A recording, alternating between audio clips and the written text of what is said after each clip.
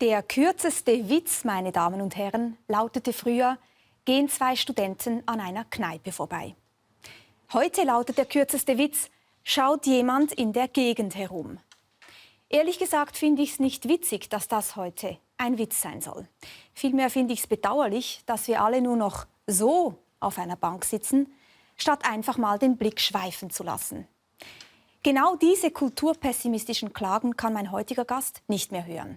Bei mir ist Roberto Szymanowski, Professor für digitale Medien und der Experte, wenn es um die philosophische Auseinandersetzung mit Facebook geht. Er sagt, natürlich ist Facebook Zeitverschwendung. Natürlich macht uns das Netzwerk zu gläsernen Bürgern. Natürlich sind wir gefangen in Filterblasen. Aber die sozialen Medien sind interessanter als das. Ich bin mal gespannt. Herzlich willkommen. Guten Morgen, Frau Bleich. Ja, Herr Szymanowski, ich bin genauso eine, wie Sie sie beschreiben. Ich finde es eigentlich eher bedauerlich und befremdlich, wie viel Zeit wir mit unseren Smartphones verbringen, im Sekundentakt WhatsApp-Messages checken und mehr Zeit aufwenden dafür, das Facebook-Profil zu pflegen, als unsere wahren Freundschaften. Wie denken Sie darüber? Mir geht es da wie Ihnen. Ich versuche eine Balance zu finden. Natürlich muss ich mich mit den sozialen Medien, muss ich auf den sozialen Medien vertreten sein, wenn ich mich damit beschäftige. Aber wenn Sie mein Facebook-Profil anschauen, das ist nicht sehr gepflegt. Und das mit Gründen, auch aus ideologischen Gründen oder aus machtpolitischen Gründen, weil ich nicht so viele Daten über mich hergeben will, aber auch, weil ich zu viel Zeit brauche, um die realen Kontakte mit meinen Freunden zu pflegen. Aber gleichzeitig sagen Sie am Anfang Ihres neuesten Buches Facebook-Gesellschaft sehr deutlich, Sie sind diese Klagen leid. Ja, ich bin sie leid, weil man mit Klagen natürlich niemanden erreicht. Also wenn man kann sich nur begrenzt über neue Medien und die damit verbundenen Kulturformen beklagen. Erreicht damit aber niemanden. Zuhörer erwirbt man sich damit mit Verständnis oder mit Interesse für diese Dinge. Und ich denke da an meine Mutter, die, als ich 16 war, sich über meine langen Haare, meine ausgewaschenen Jeans und die laute Musik beschwerte und damit überhaupt nicht erreichte, mit mir ins Gespräch zu kommen. Aber ins Gespräch kommen muss man und da muss man auch mal die Jeans selber anziehen oder die laute Musik sich antun. Ja, das wollen wir heute mal tun. Interessant ist jetzt, dass Sie ein Beispiel gebracht haben, was ja genau aufzeigt, dass wir oftmals einfach genau das irgendwie als befremdlich bewerten, was wir nicht kennen. Und viele sagen ja auch, na ja, heute haben wir die Smartphones vor uns, aber früher haben die Leute in der Tram einfach Zeitung gelesen. Was genau ist eigentlich der Unterschied, wenn wir uns vorstellen, dass sich alle da hinter ihren Zeitungsblättern versteckt haben? Ja, neben dem Medium, das ein anderes ist es die Anzahl und der Inhalt, würde ich sagen. Es waren eben wenigere, die das früher gemacht haben. Und wahrscheinlich war ein Großteil davon getrieben von dem Wunsch, sich und die Welt besser zu verstehen, der eben dazu führte, dass man jegliche Minute, die man frei hatte, nutzen wollte. Und das ist heute nicht unbedingt gegeben. Heute würde ich fast sagen, ist das Umgedrehte der Fall, dass diejenigen, die nicht an ihrem Smartphone sind, vielleicht kontemplativ unterwegs sind, nachdenken über etwas, über sich und die Welt, während diejenigen, die ins Smartphone schauen, sich in dieses Kommunikationskarussell begeben, das sie beschäftigt hält. Aber ist das jetzt nicht ein Vorurteil? Also es kann ja auch sein, dass die Leute zum Beispiel auf dem Smartphone Sternstunde gucken. Ich bin mir ganz sicher, dass viele das tun werden. Ich bin mir auch sicher, dass auf vielen Smartphones eher ein Feuilleton-Text der NZZ zu finden ist. Und das wäre dann natürlich ein Vorteil gegenüber der Bild-Zeitung, die man in den Händen hält, wie vor einigen Jahren etwa. Ich glaube es aber nicht. Warum nicht? Zum einen, weil ich den Leuten über die Schulter sehe. Und wir stehen ja dicht gedrängt in der U-Bahn in Hongkong. Und dann sehe ich, was dort drauf ist. Und das ist größtenteils sind es Computerspiele oder Filme. Die Sternstunden waren noch nicht dabei. Gut, jetzt Hongkong. Und vor allen Dingen dann Kommunikation. Und gegen Kommunikation, also WhatsApp oder was auch immer man benutzt dafür, WeChat, Kommunikation mit den anderen oder eben man schaut sich an die Updates auf den sozialen Netzwerken. was da mit den Freunden so passiert ist. Und dagegen ist eigentlich nichts zu sagen. Sie haben gerade schon erwähnt, Sie leben in Hongkong. Sie haben Ja. eine Professur in Hongkong für digitale Medien. Sie haben kürzlich gerade einen Artikel geschrieben im Feuilleton, in dem Sie auch so ein bisschen beschreiben den Zombie, den Smartphone-Zombie in Hongkong. Sie schreiben darin, dass jeder Zweite mittlerweile mit dem Smartphone vor den Augen durch die Straßen geht, dass es entsprechende Schilder gibt in Hongkong. Da steht nicht drauf Mind the Gap, Achtung Stufe, sondern halten Sie sich auch mal fest dazwischen. Schauen Sie, dass Sie nicht ineinander prallen, wenn Sie Ihr Smartphone lesen, währenddem Sie rumgehen. Sind die Unterschiede für Sie jetzt rein im Straßenbild massiv, wenn Sie in Europa sind im Vergleich zu Hongkong? Ich glaube, Europa ist beim Aufholen. Also es gibt jetzt auch hier genug, die mit dem Smartphone in der Hand und Ambient Attention, wie man das so schön nennt, durch die Straßen zu kommen, versuchen. Der Unterschied wäre der, dass nirgendwo so viele Menschen auf so engen Fußwegen unterwegs sind wie in Hongkong und man eigentlich dort sich das gar nicht leisten könnte, dabei dann aufs Smartphone zu schauen. Und das trägt dann schon ein bisschen zu einem Ärger bei, weil man dann ja immer selbst gezwungen ist, den anderen aus dem Weg zu gehen. Auf dem Buch Facebook-Gesellschaft, Ihr vorletztes Buch, Facebook-Gesellschaft, da gibt es eine Suppenschüssel mit einem Handy drauf. Da kann man also Suppe essen und gleichzeitig Smartphone gucken. Genau. Werden wir auch irgendwann in Europa solche Suppenschüsseln haben? Also sobald ein Produkt marktfähig wird, und das wird ja von einer Designerfirma in Taipei, in Taiwan, hergestellt, haben sich wohl neue Kulturformen verfestigt. Und dass es diese Anti-Lonely Ramen Bowl gibt, wo man das Handy gleich befestigen kann, zeigt, dass wir einen Punkt erreicht haben, an dem selbst in Asien immerhin die Kultur des Buddhismus selbst dort nicht mehr das Essen von anderen Formen der Aktivität getrennt wird. Und ich weiß nicht, ob wir den Punkt auch erreichen werden. Es ist eigentlich eher ein Gadget, ein Witzobjekt. Ja? Aber ich würde mich nicht wundern, wenn wir bald dahin kommen. Ich sehe auch hier in Europa viele Menschen, die während des Essens auch das Handy dabei haben und reinschauen und diese Dinge nicht trennen. Es ist ja auch so, dass man sich dem so unglaublich schlecht entziehen kann. Ich stelle das an mir selber fest, wenn ich irgendwo an einer Ecke warte, auf die Straßenbahn beispielsweise, ist der Griff in die Tasche zum Handy hin unglaublich schnell vollzogen. Und ich merke jeweils, dass ich die glücklicheren Tage verbringe, wenn ich meinen iStone einpacke statt mein iPhone. Ein Stück Granit, ein Kunstobjekt des Bildhauers Horst Bohnet. Er hat das gemacht. Das ist einfach ein Stück Granit, polierter Granit, ständig geladen, ständig auf stumm gestellt. Für echte Kontakte bleibt noch Möglichkeit genug. Warum macht es mich glücklicher, ohne mein iPhone unterwegs zu sein? Und warum nehme ich es dann trotzdem mit? Ja, weil wir uns dieser Versuchung, immer in die Kommunikation oder in eine Zerstreuung zu entfliehen, nicht entziehen können. Und es ist schon in der Tat paradox und absurd, dass wir dann solche Kunstobjekte brauchen, die uns davon abhalten. Normalerweise kommen diese guten Momente im Leben, wenn die Batterie gestorben ist oder wenn wir keinen Empfang haben.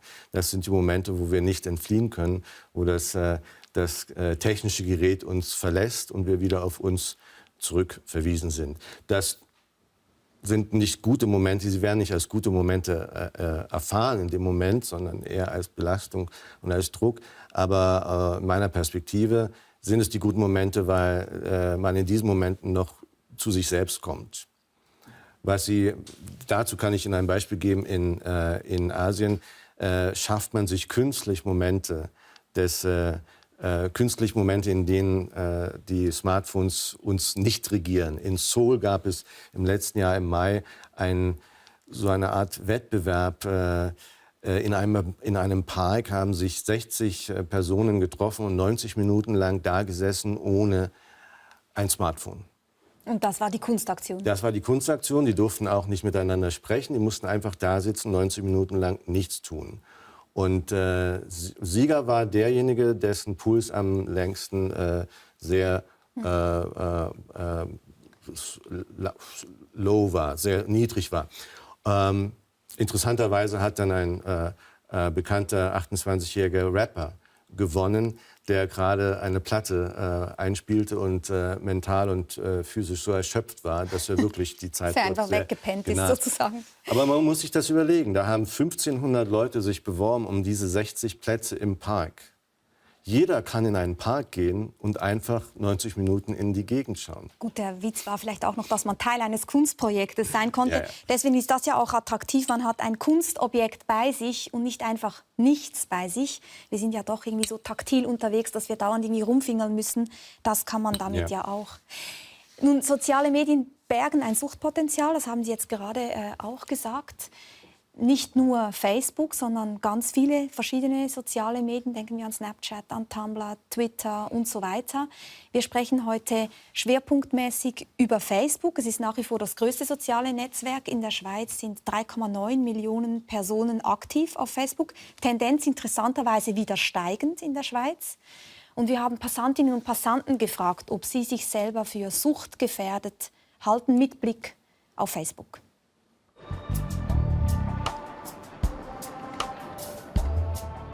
Denke ich schon, ja, auf jeden Fall. Ja. Wenn man zu viel drin ist und nicht mehr davon wegkommt und nur noch am Videos schauen ist, nur noch am Sachen posten ist.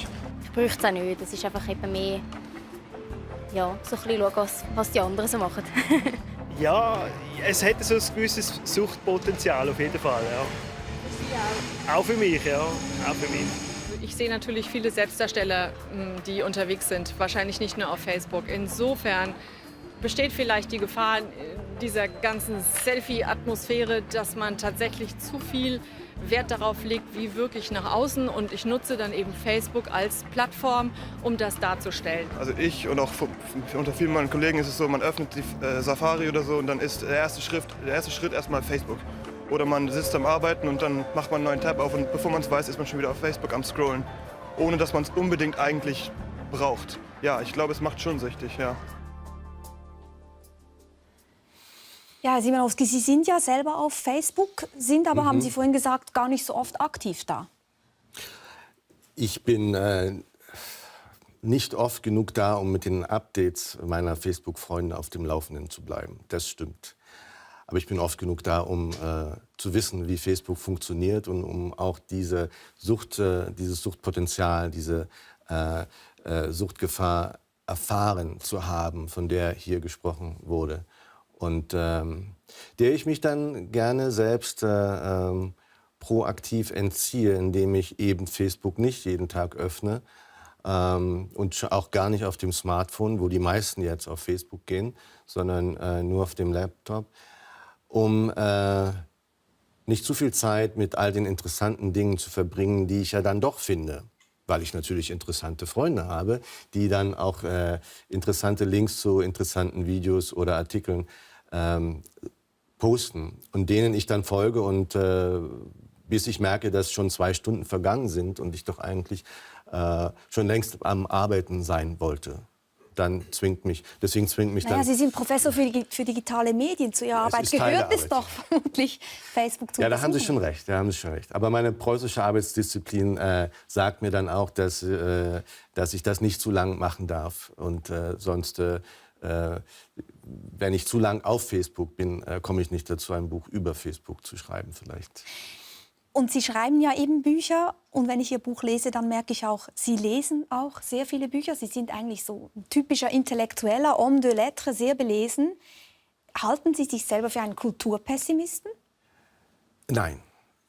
Dazu bin ich ja zu belesen. Mit einem gewissen historischen Verständnis weiß man ja, dass es den Kulturpessimismus Zeit der griechischen Antike gibt. Bei Hesiod kommt es vor, die Klage über den Verlust des goldenen Zeitalters. Und die Welt ist trotzdem immer weitergegangen. Es ist, man dachte, Kulturpessimismus sagt ja, dass alles zugrunde geht, ne?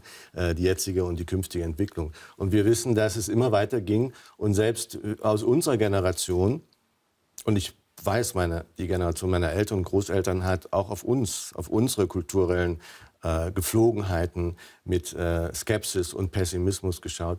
Selbst aus unserer Generation ist ja etwas geworden, wenn ich das jetzt mal so behaupten darf. Und dann wäre es vermessen zu sagen, die Millennials, aus denen wird nun gar nichts mehr, weil die nun ganz andere Formen des Miteinanderumgehens haben, die wir gar nicht mehr verstehen.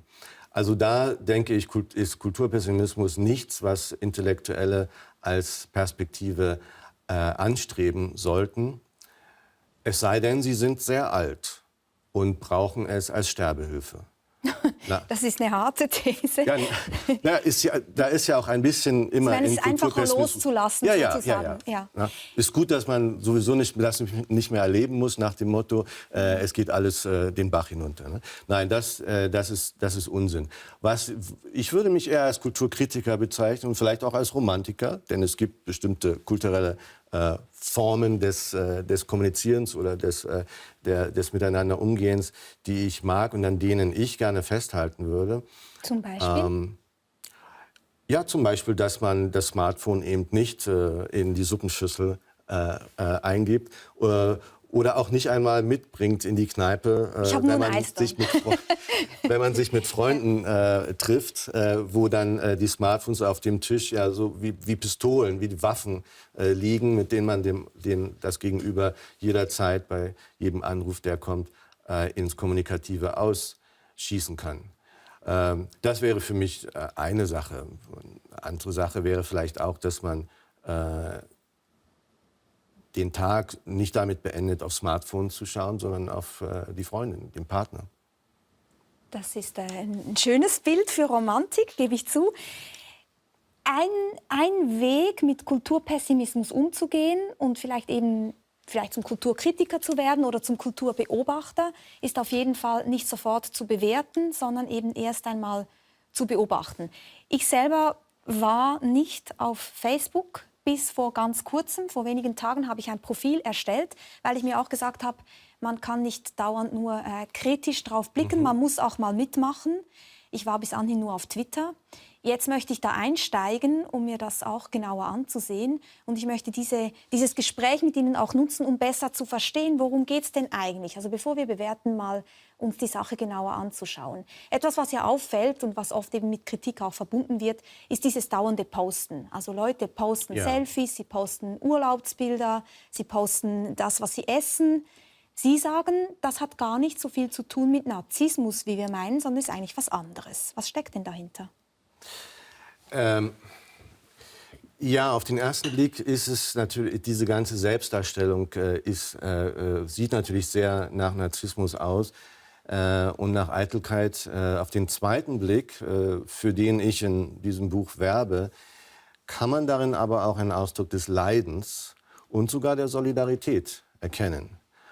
Und das mag jetzt nicht gleich verständlich sein. Deswegen brauche ich im Buch auch einige Seiten, einige Unterkapitel, um das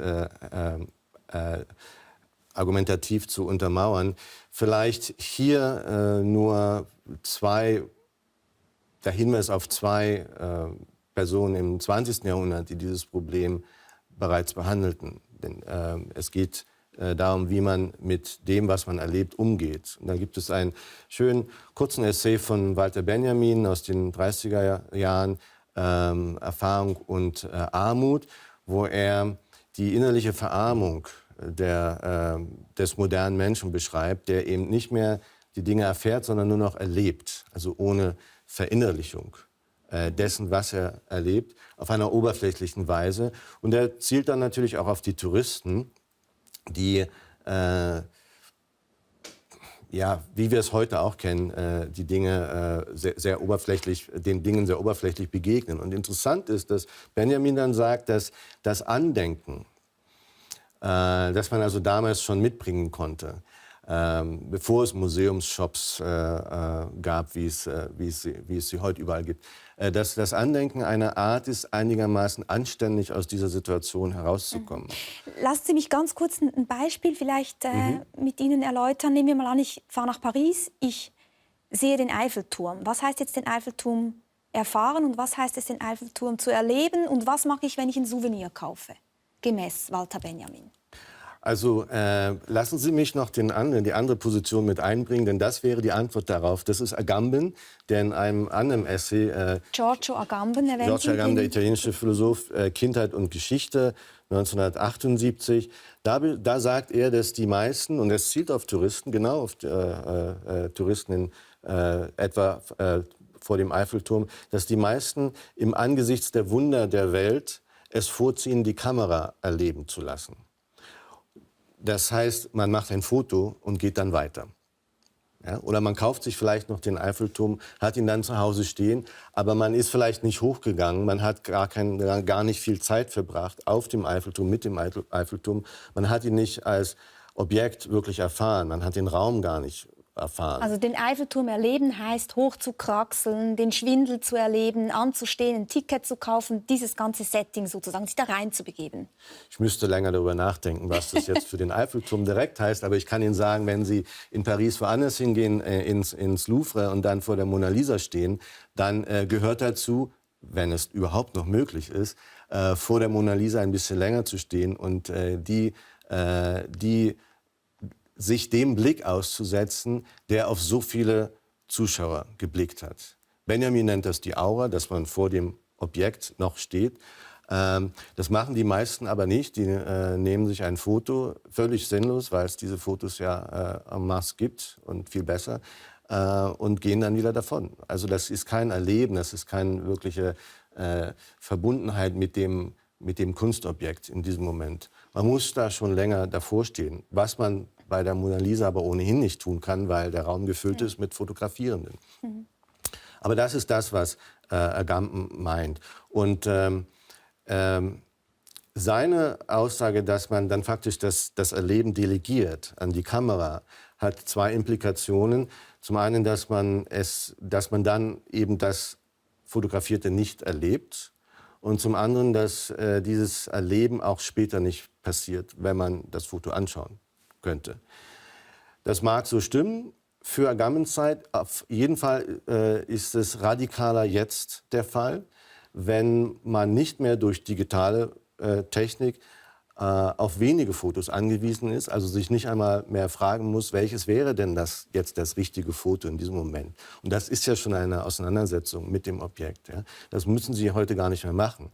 Sie sehen Leute, die in einem Raum 10 Fotos machen, ja, in einem Museumsraum oder in einer Kathedrale. Man macht eine Serie gleich, Ja. und früher mit der Kamera musste man sozusagen die Einstellung suchen, das Licht und so weiter. Und vor allen Dingen sind sie dann hin und her gegangen und haben geschaut, was ist denn jetzt repräsentativ für diesen Ort. Denn sie konnten, das war ja auch eine ökonomische Frage, und es gab ja auch nur 24 oder 36 Bilder auf dem Film. Sie konnten gar nicht so viel fotografieren. Diese Sachen, diese Beschränkungen gibt es mit der digitalen Technologie nicht mehr. Und Sie können also sofort sehr viele Fotos machen. Und Sie können auch sofort diese Fotos dann teilen.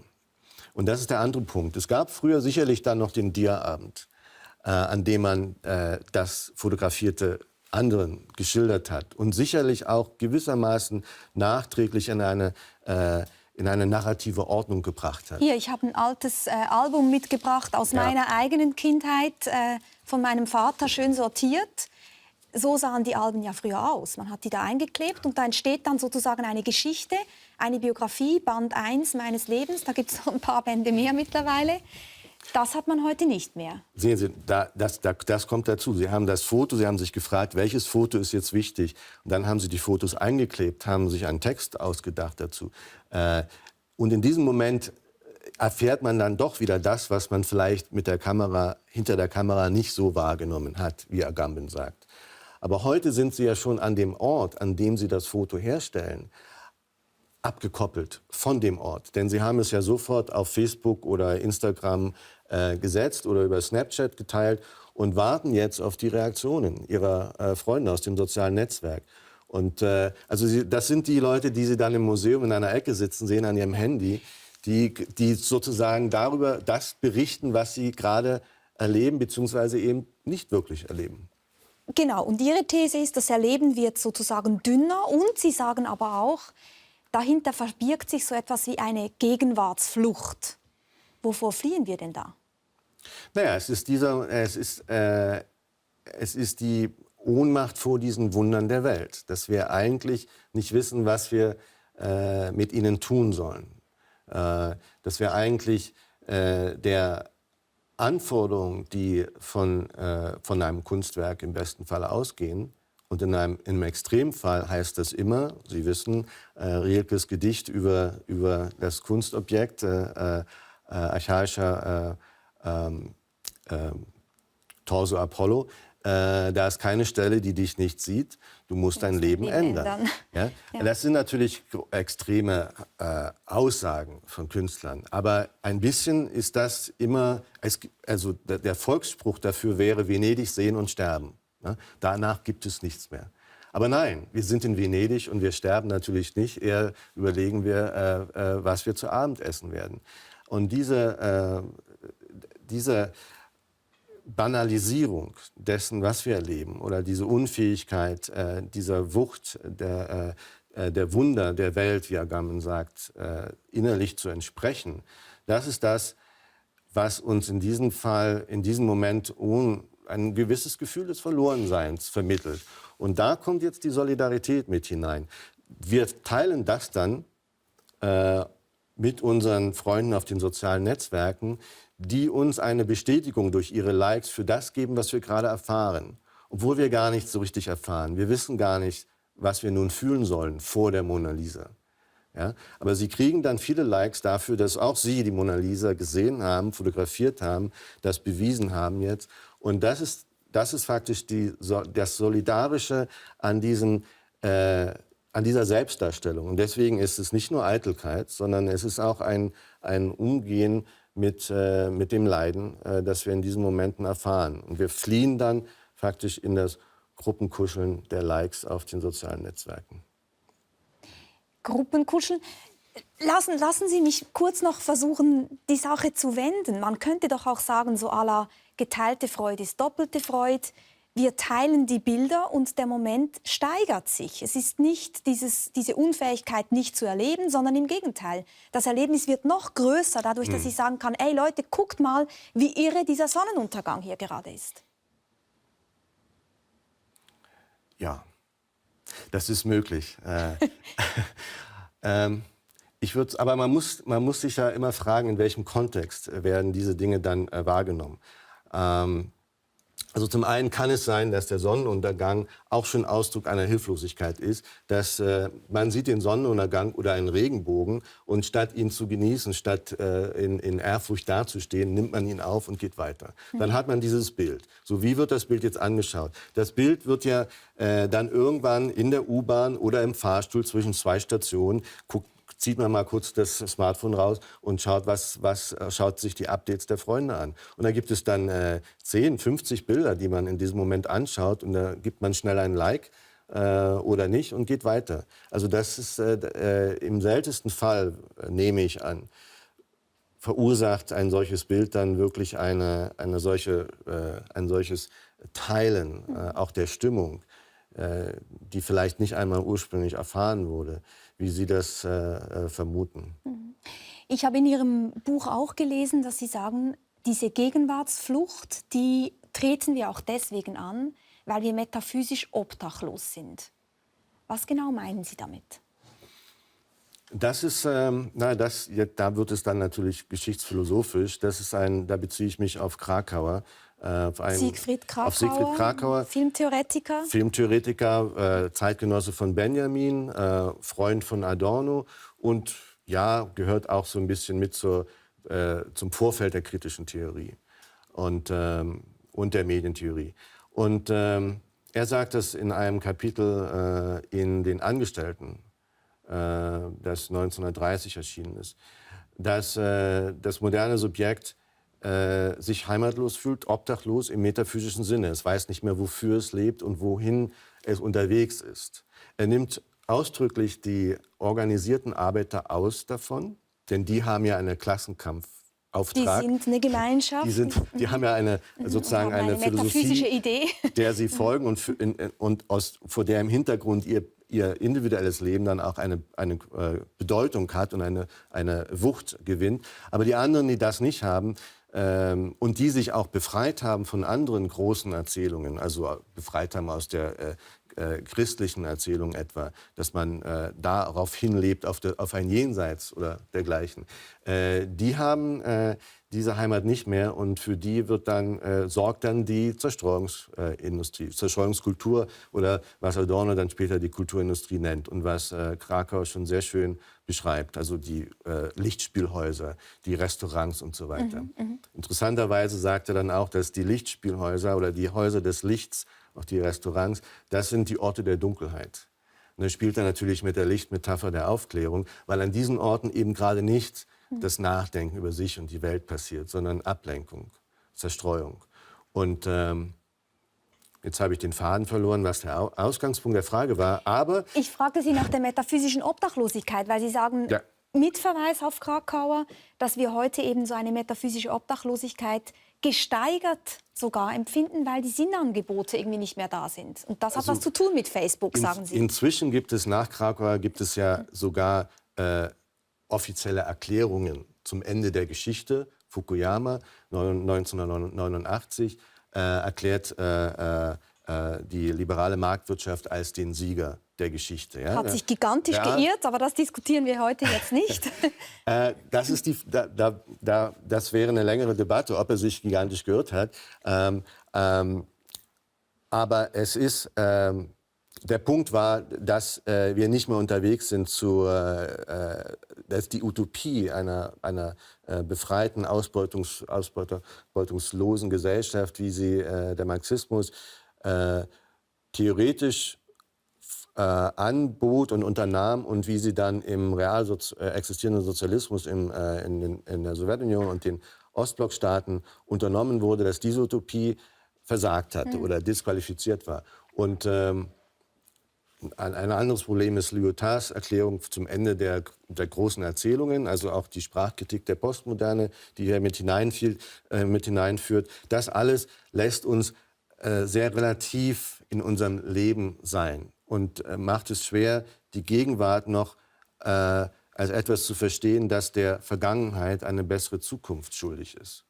Und ohne das sind wir aber verloren, geschichtsphilosophisch gesehen, in unseren Augenblicken. Und so leben wir auch von Augenblick zu Augenblick. Das ist die metaphysische Obdachlosigkeit, die sich da noch gestärkt hat. Und das wird von vielen Soziologen ja auch so beschrieben. Ne? Der kürzlich verstorbene Sigmund Baumann, der hat das Liquid Modernity genannt. Ne? Also, dass wir flüchtige Moderne, auf Deutsch sind, übersetzt, ne? ja. Und hat gesagt, dass die Symbolik der modernen Identität oder der Identität des modernen Menschen vom Pilger sich gewandelt hat zum Touristen. Ja? Wir sind nicht mehr unterwegs zu irgendetwas hin, sondern wir sind wie Touristen. Mal da, mal da, mal da, aber es fügt sich nicht zusammen zu einer Geschichte. Ja? Es sind Episoden, die für sich bleiben. Und das ist das Problem, wo dann Facebook und andere soziale Netzwerke, die uns eben erlauben, in diesen Momenten, die sich nicht zu irgendetwas zusammenfügen, dann aber doch eine Art Bestätigung durch die soziale Kommunikation mit anderen zu bekommen. Und die wirkt eben stärker als die von Agamben beschriebene Delegierung des Erlebens an eine Maschine, an die Kamera. Das ist das, wo diese sozialen Netzwerke uns dann helfen, mit der Gegenwart zurechtzukommen. Da fällt mir Hans-Ulrich Gumbrecht ein, den Sie ja auch zitieren in Ihrem Buch, den Literaturwissenschaftler, der in Stanford lehrt, war kürzlich auch in den Sternstunden zu Gast, als es um die Wahl von Donald Trump ging. Und Hans-Ulrich Gumbrecht spricht ja von der Präsenzkultur. Und er sagt, wir leben heute einfach in einer Zeit, in der die Präsenzkultur groß geworden ist und die Sinnkultur ablöst. Man könnte auch sagen, wir haben jetzt nicht mehr Weltverständnis, sondern wir haben Weltumarmung. Oder mir ist eingefallen, man könnte es auch so wenden, dass man sagt, der sozusagen Wahlspruch der Aufklärung, vage zu wissen, sapere aude, heißt heute einfach vage zu umarmen. Das muss ja per se mal noch nicht schlecht sein. Das ist eine andere Form, sich auf die Welt zu beziehen. Nicht verstehend, sondern umarmend, floating. Ja, Ja, es ist auch eine Sache, also dieser Gedanke der Weltumarmung, den finden Sie ja auch am Anfang des 20. Jahrhunderts, bei Rilke ganz stark. Das ist auch eine Reaktion auf die Moderne schon in deren Anfang. Und man könnte bis zur Romantik zurückgehen, also dass man diese Momente stark empfindet und fühlt. Und da kann man auch nichts, wenn man es so versteht, da kann man auch nichts gegen Gumbrechts Vorschlag, von einer Sinnkultur zu einer Präsenzkultur überzugehen, sagen. Problematisch wird es, wenn man das als theoretisch aufbaut, als ein neues Verständnismodell für die Gesellschaft. Also wenn man dafür wirbt, die Frage nach dem Sinn eben nicht mehr zu stellen. Warum? Warum wird es problematisch? Weil wir in dieser Frage nach dem, was etwas bedeutet und nicht nur was ist, die Welt erst wirklich verstehen. Und auch die Möglichkeit haben, sie zu verändern dann. Und das ist genau der Punkt, den Gumbrecht anspricht. Er hat ja diesen Gedanken seit den 80er Jahren entwickelt, in seinem Buch zur Materialität der Kommunikation. Aber dann, 2004 war es, glaube ich, in seinem Buch Präsenzkultur, das auch sehr persönlich zum Teil ist, beschreibt er sein Ungenügen oder sein Ungenügen mit der Forderung, immer sich selbst zu verbessern und die Welt zu verbessern. Diese Forderung, die aus den 60er Jahren, aus der kritischen Theorie stammt, die davon ausgeht, dass die Geschichte noch gar nicht begonnen hat, weil der Mensch noch gar nicht auf dem Weg zur Selbstbefreiung und Emanzipation ist. Und er sagt, dass eben bringt es dort in den Zusammenhang, dass man deswegen will man die Welt immer verstehen, weil man sie dann verändern will. Und das will er aber nicht mehr. Diesen Zwang, diesem Imperativ will er sich entziehen. Und das wollen übrigens viele andere auch. Und das kann man auch verstehen, gerade vor dem Hintergrund eben des Endes der großen Erzählungen und der Problematik, dass soziale Utopien nicht mehr funktionieren wie früher und dass sie nicht mehr glaubhaft sind und man auch weiß, wie viel Unheil die Realisierung solcher Utopien dann in der Geschichte gebracht hat. Da ist dann die Umarmung dessen, was ist, vielleicht die bessere Alternative. Aber das, was wir sehen in den sozialen Netzwerken, ist etwas anderes. Das ist keine intensive Umarmung dessen, was ist, sondern eben eine Flucht davon. Warum? Ein Beispiel vielleicht, um die Medien noch mal einzubringen. Wenn Sie das, was Sie erleben, einfach beschreiben, nicht werten, vielleicht auch gar nicht nach dem Sinn fragen, sondern einfach beschreiben, was Ihnen passiert, dann geschieht dort eine Intensivierung des Erlebten. Ja? Und Sie verbinden sich mit dem, was ist, weil es durch Ihren Kopf muss, ja? Wenn Sie es beschreiben.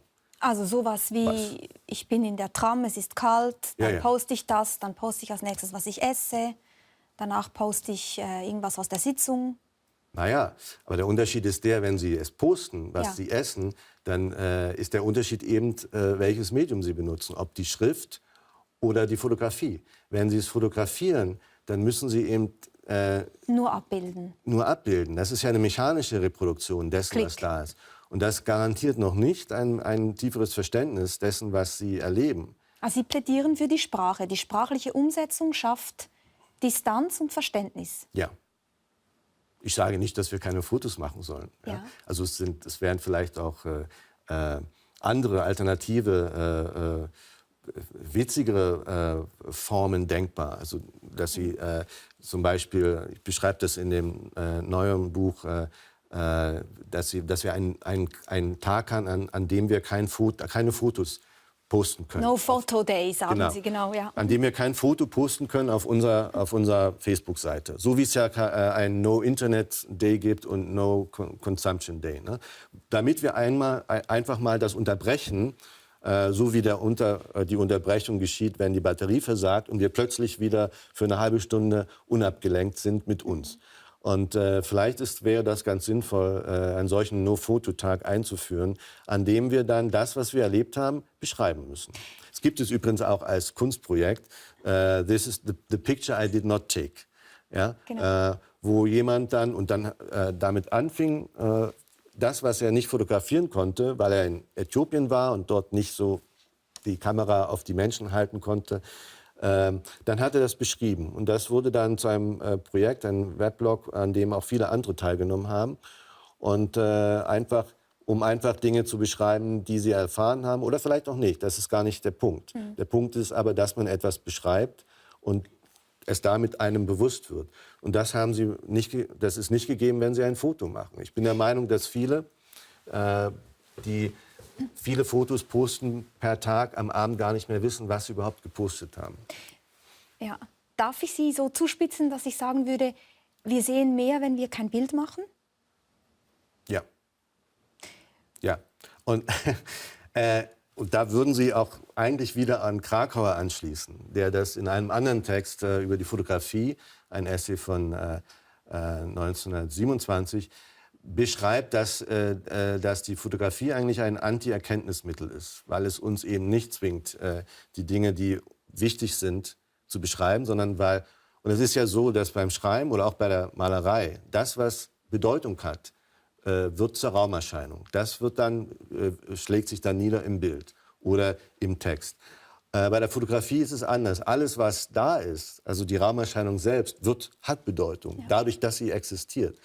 Das heißt, die Objekte präsentieren sich faktisch an uns, am Subjekt, vorbei. Und es ist auch so, der Fotograf, die Fotografin weiß nicht um all die Details, die am Ende auf dem Bild sind. Ja, das sieht man nicht alles. Aber es gibt kein einziges Detail in einem Bild, in einem gemalten Bild oder in einem Text, der am Subjekt vorbei dort hineingelangen könnte.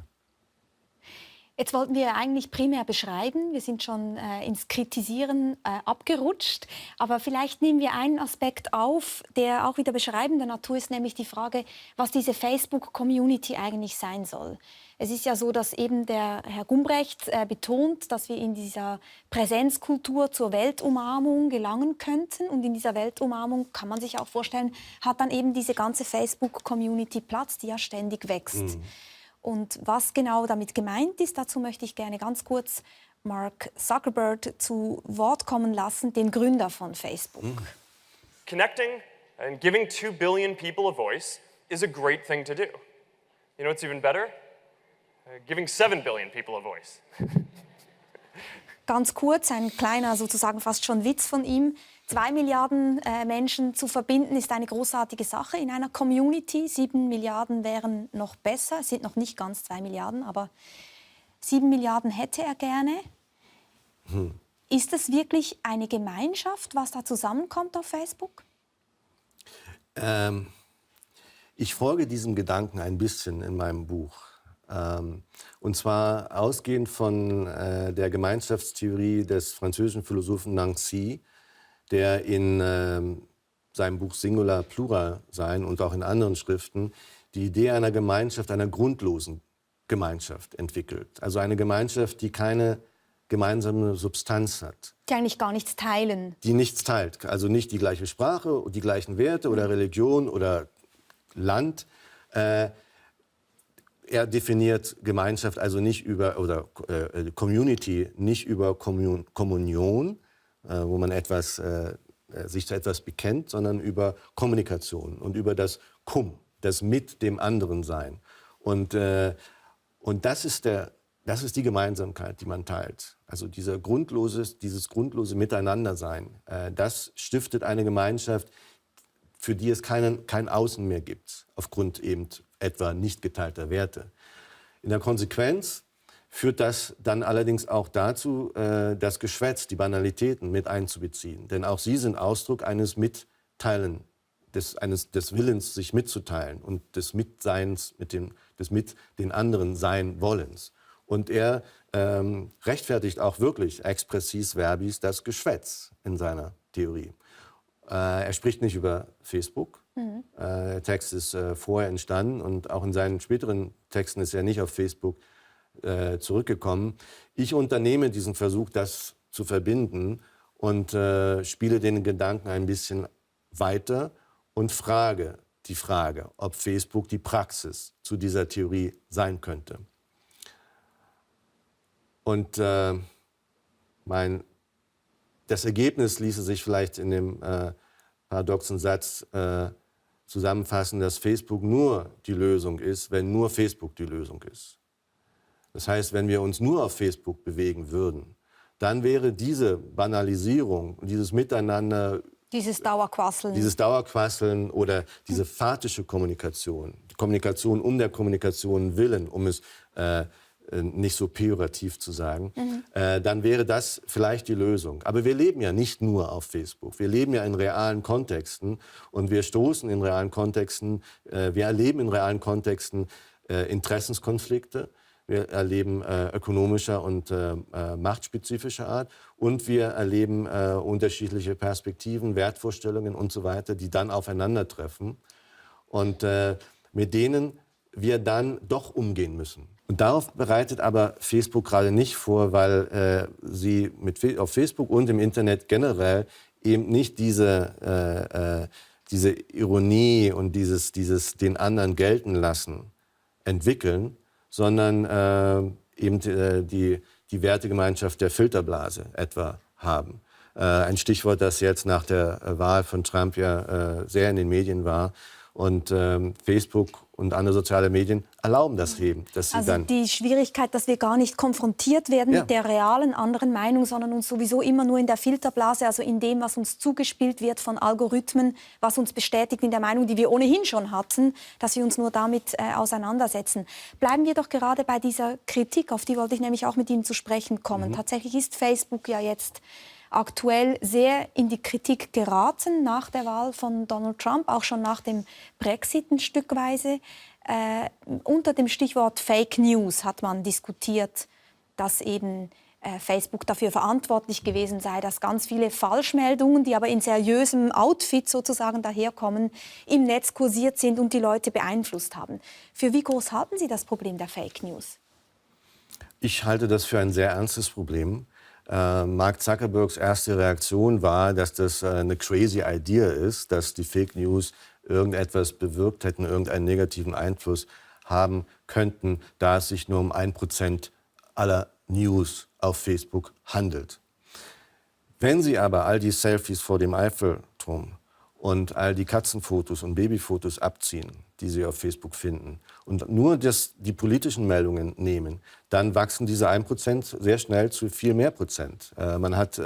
Es gab eine Untersuchung für politisch orientierte Facebook-Seiten. Da hat man festgestellt, dass 19%, glaube ich, waren es bei den links gerichteten Seiten, die 19% der Meldungen waren Fakes und das Doppelte ungefähr bei den rechtsgerichteten Seiten. Und das ist eine große Menge, wenn Sie bedenken, dass sich ein Großteil der Bevölkerung, 40% etwa, sagt man, seine politische Orientierung oder seine politischen Informationen auf Facebook holt.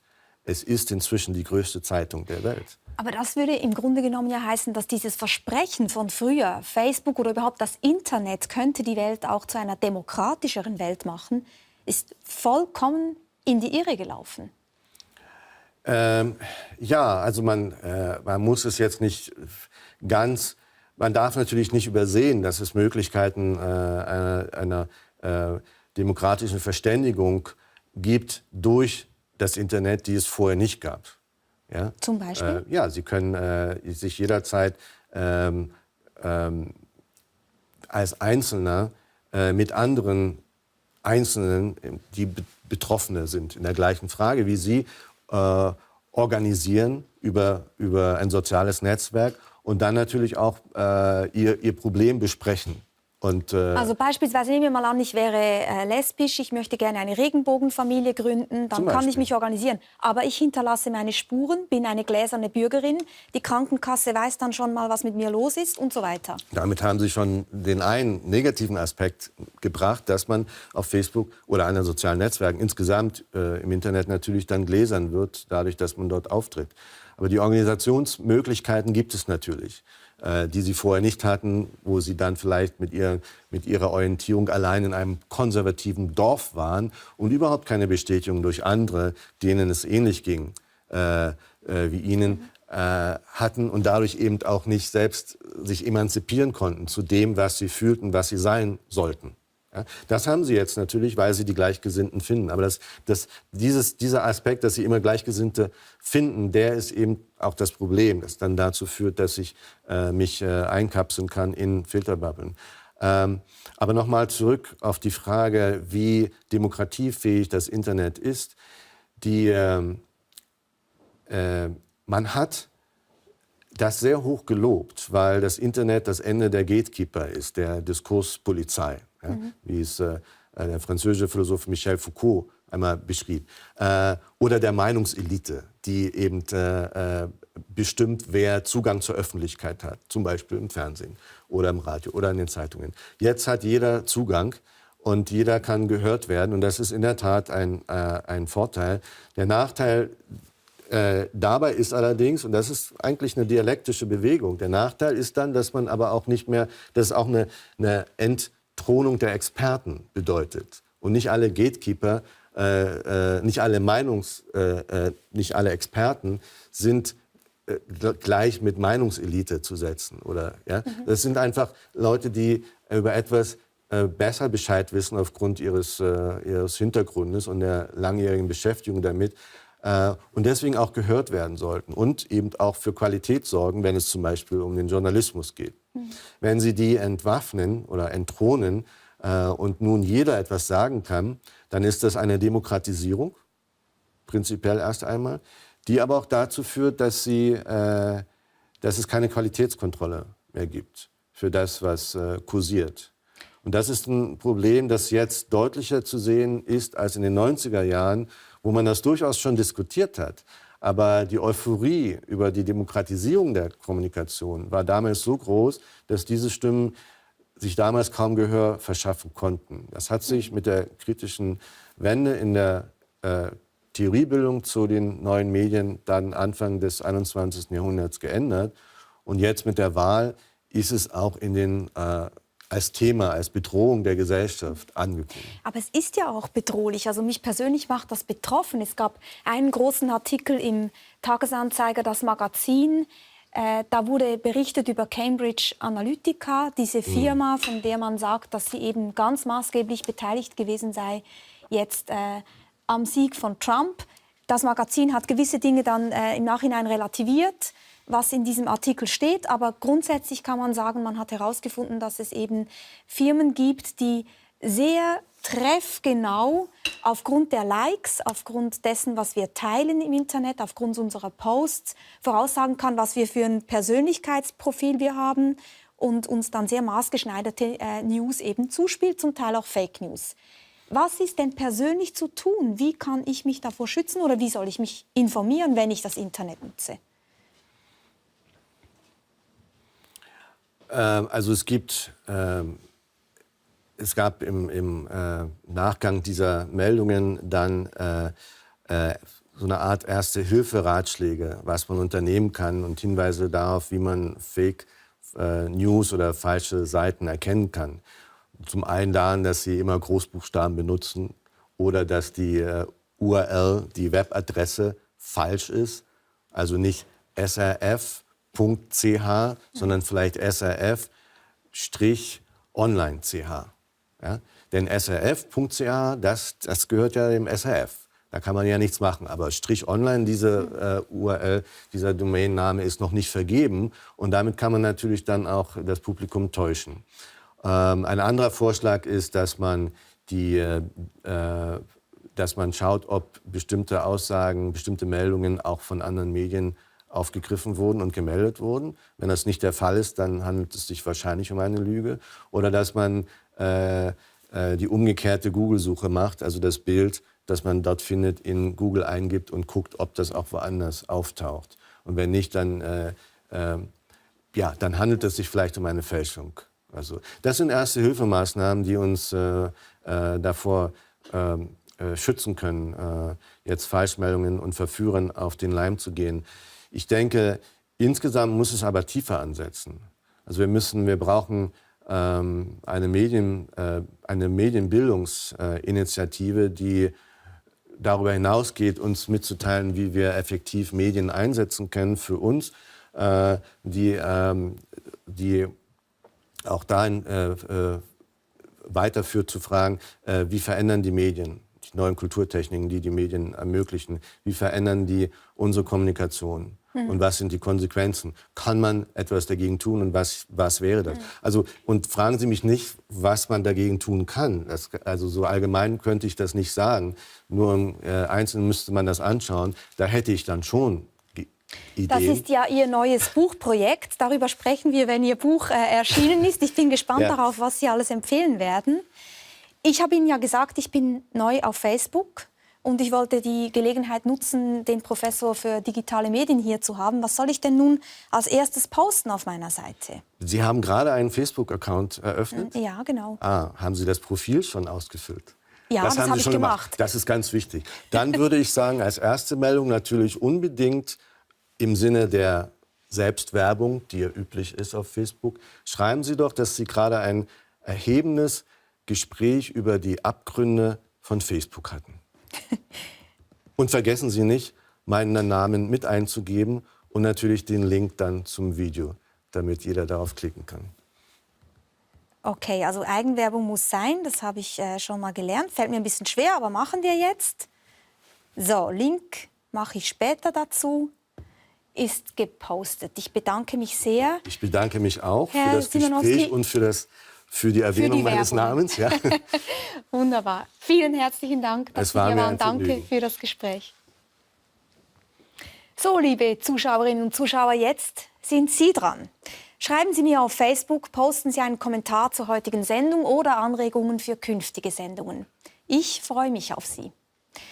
Nächste Woche plädieren wir entgegen allem Zeitgeist für das nackte Wort. Wolfram Eilenberger spricht mit der preisgekrönten Schriftstellerin Sibylle Levitscharow über das Wunder der menschlichen Sprache in einer entzauberten Welt. Und auch der Film, den Sie nun gleich sehen, setzt auf das Wort. Die Dokumentation Die Rede blendet zurück ins Jahr 2009, als Barack Obama seine erste große Rede im Grand Park in Chicago hielt. Der Film fragt, welche Taten den Worten von damals gefolgt sind. Genießen Sie den Sonntag. Und wir beide, Herr Simanowski, machen jetzt natürlich noch ein Selfie für die Website. Das muss natürlich sein, da brauche ich jetzt mein richtiges Smartphone, weil der iStone, der wird das ja nicht richten können. Vielleicht können wir das hier mal so probieren. Wir legen uns ein bisschen